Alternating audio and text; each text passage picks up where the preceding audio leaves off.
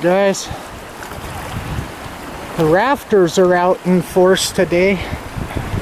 We had one go by a little bit ago. I've been playing with a shavings fire, and normally I don't worry about doing shavings or anything like that, simply because I'm always in an area where there's grass, pine needles, things like that. And so I more or less was doing it, playing with my Essie. And I'll tell you what, once I'm starting to get the feel of this handle, I would not want this to be the only knife I had with me, to be dead honest with you. Right across there, and then in the web of my thumb.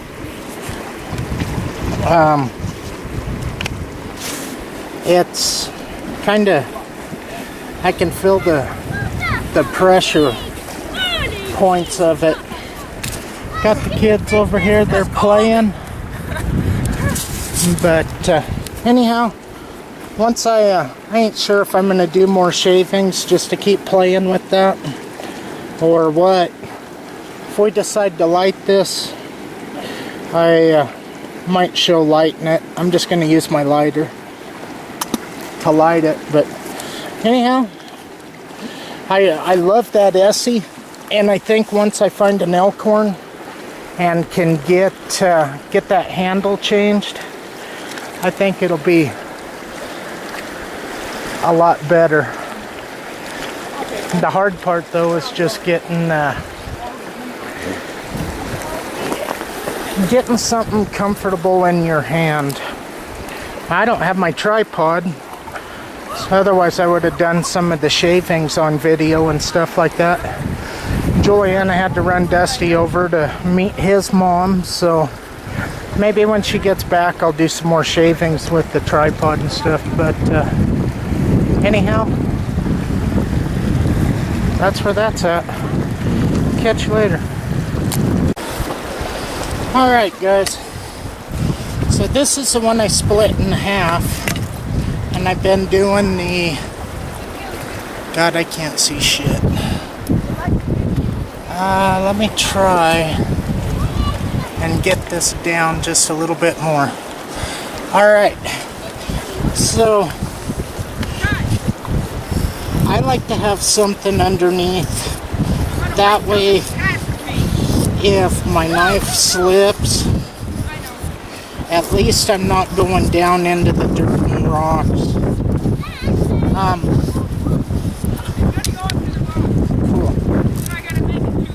Then I just throw those in here, and as those feathers start to catch, it'll bring that bigger stuff in.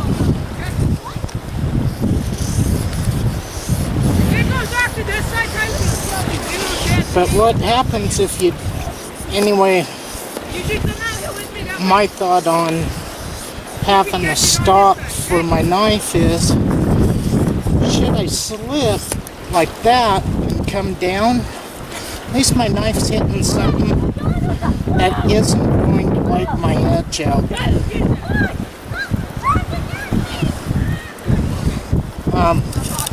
You know, everybody has their own preference.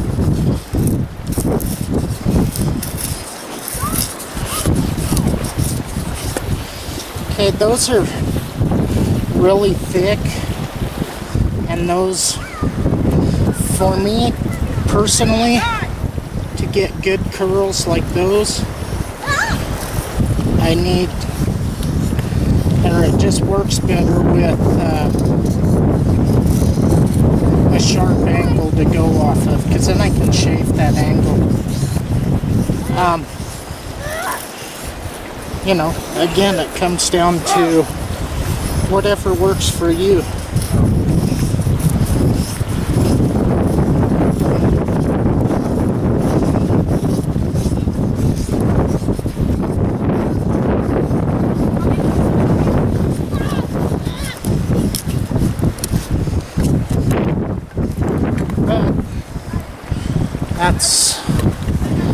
that's what I end up with. Put all that in there. And driftwood is all over. I shouldn't say all over, but it's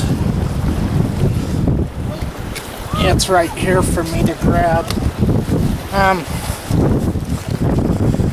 See here if I can't.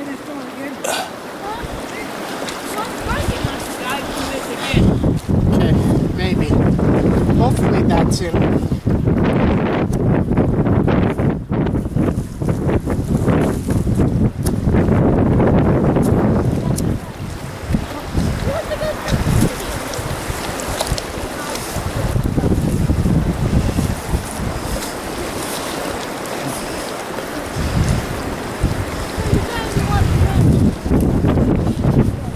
Wind is helping me out quite a bit too.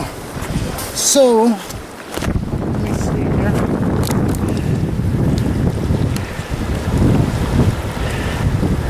But that is, there's another, that really works good. A lot of the guys in the UK use that method because it the rain and the humidity over there. Hickbilly, you guys on the east side of the Mississippi River, and you guys on the west coast where you have a lot of humidity, if you get into the inside of the wood, a lot of times you guys will find something dry enough to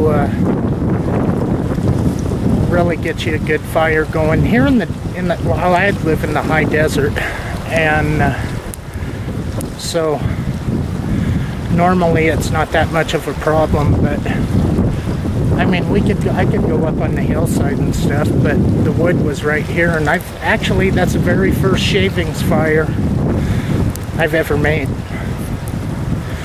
So I don't know if anybody learns anything from that or any, whatever. I'm sure there's probably 1,000 channels that have done the same thing, so it's not really anything spectacular, but maybe some of the people that watch me that don't watch other bushcrafters, survivalists, whatever the hell my channel is anymore. But I mean,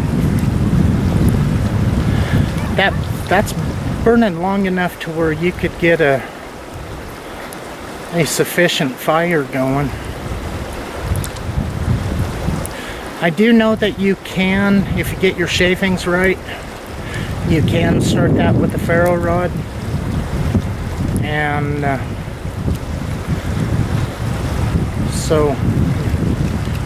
or you could flint and steel with char cloth, and then another, like a grass tinder bundle, birch bark, something like that, where you've established your tenders on your way to wherever you're going. Then you could blow that into a flame, or put your tinder bundle, once you get your tinder bundle blown into a flame, then you can put that underneath those shavings, and those shavings will help you get going. But I'm actually surprised at the burn time of it, and I definitely got to find an elkhorn. So anyway, guys, there you go. Kids are still playing in the water, and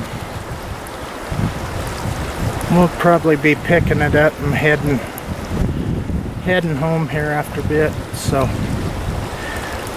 we will catch you on the next one. Later.